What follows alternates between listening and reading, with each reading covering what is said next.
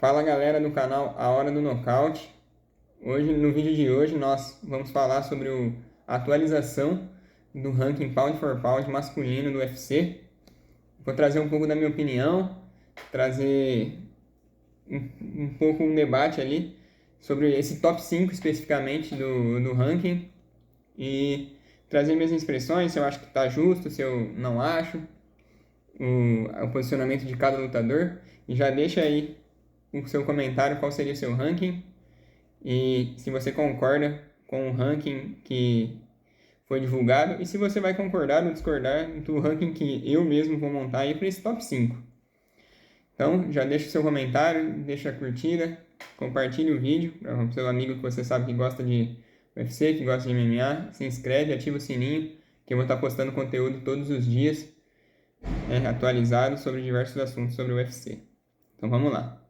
Na atualização da última terça-feira do ranking Pound for Pound masculino no UFC, nós tivemos algumas mudanças, né? O Ilia Topuria, após ter nocauteado Charles Oliveira no UFC 317 e ter se tornado duplo campeão, ele assumiu a primeira colocação do ranking, superando o Islam Makhachev, que estava há mais de 600 dias como número 1, caiu agora para a segunda posição. Em terceiro lugar vem o campeão dos galos, o Merab Dvalishvili. Em quarto, o campeão dos médios, o Dricus du Plessis. E em quinto lugar, o maior salto, né, que teve no ranking, aí nessa última atualização, o nosso campeão Alexandre Pantoja, pulando aí para o top 5 do ranking peso por peso. Bom, vamos lá. Vou começar falando um pouco sobre o Pantoja, né? Eu acho que é o assunto mais falado, né? Sobre a atualização do ranking, né? E eu vou falar ali nessa relação dele ali até com o Merab e o du Plessis. Então, eu discordo um pouco da nova atualização, né? Do ranking. Eu, para mim, vejo o Pantoja hoje como um top 3, com todo respeito ao Merab, com todo respeito ao du Plessis. Mas o que o Pantoja vem fazendo, a dominância dele dentro da categoria, para mim o credencia com certeza a estar no mínimo em terceiro lugar, pois ele tem 12 vitórias sobre ranqueados na divisão, chegou à sua quarta defesa de cinturão e além disso, né, além dessa quarta defesa, ele faz essas 4 defesas, mas de maneira contundente, de maneira dominante, a não deixar dúvidas sobre quem é o melhor peso mosca atualmente do mundo, né? Eu vejo realmente o Pantoja como o melhor peso mosca do mundo hoje, não só do UFC.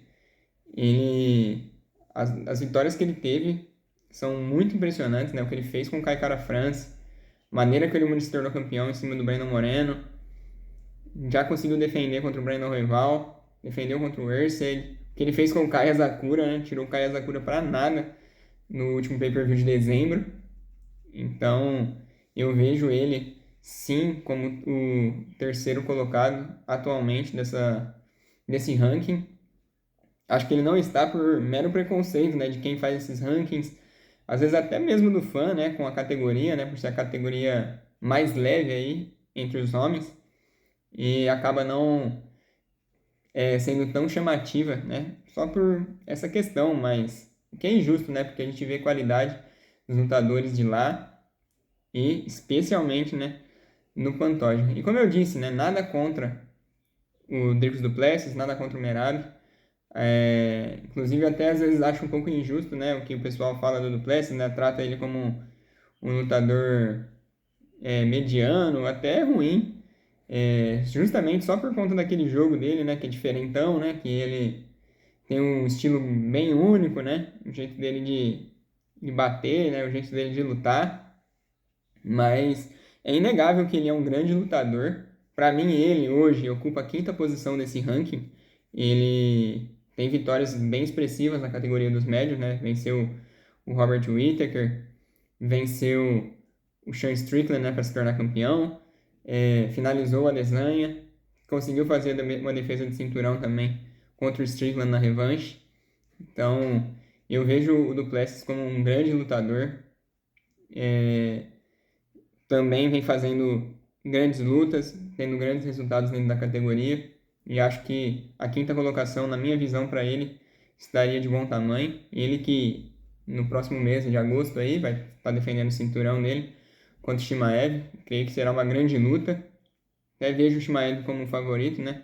O Chimaev para mim é um animal diferente, né? Um cara de outro nível, né? Um homem ali que a gente vai falar ainda por muito tempo, né? Um cara que tá numa outra prateleira ali. De novo, né? Não que o Duplessis seja ruim, mas é que realmente, né? O Chimaev é, é um monstro. E em quarto lugar, para mim, seria o Merab hoje. Ele é um dos meus lutadores preferidos hoje aí do UFC. Ele é muito legal de ver as lutas dele, né? Ele entrega muito nas lutas dele. Ele hoje tem 2 defesas de cinturão na categoria. E fora o que ele já vinha fazendo na categoria, né? Ele venceu Henry Cejudo, ele já venceu o Piotr Yan, venceu o José Aldo. Então ele tem vitórias bem grandes ali, antes mesmo de ser campeão. Aí se torna campeão em cima do Sean O'Malley, né? Que é uma aposta da empresa ali para ser uma estrela para o futuro aí. E travou uma guerra contra o Marlon Margomenov, né? O primo do Khabib. Foi um lutão que eles fizeram em janeiro.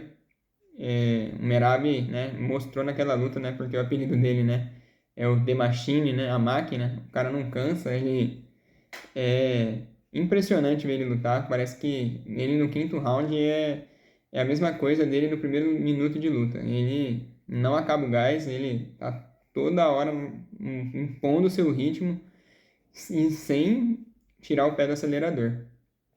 Eu hoje vejo ele caminhando aí para ser o maior peso galo da história do UFC.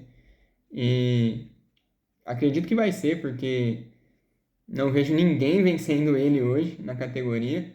Acredito que até o próximo que ele vai enfrentar deve ser o Corey Sandhagen, né? Pela última vitória do Sandhagen contra o Davidson Figueiredo.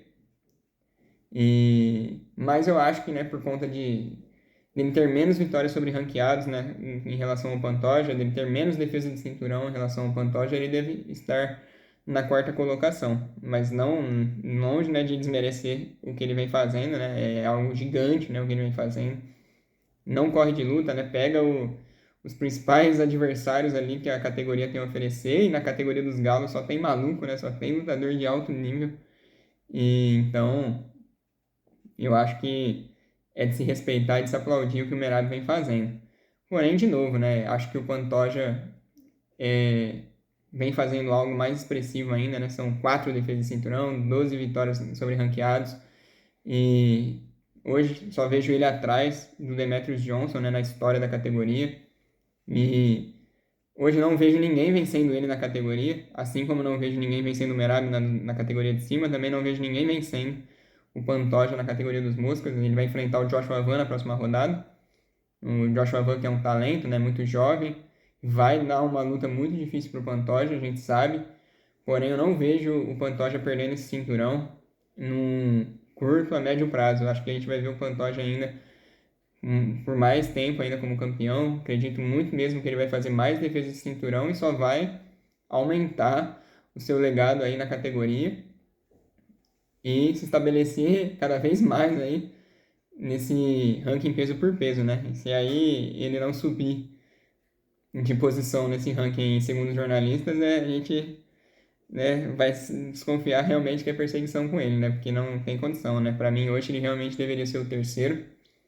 Até se ventilou, né, uma luta, né, uma possível luta dele contra o Merab, né? Mas nem ele nem o Merab hoje tem pretensões, né, de saírem dessas categorias, né, para fazer essa luta, né? Seria uma luta muito legal, né, de 2 monstros, né? Mas é como eu disse, né, o Merab caminha passos largos aí para ser o maior peso galo da história.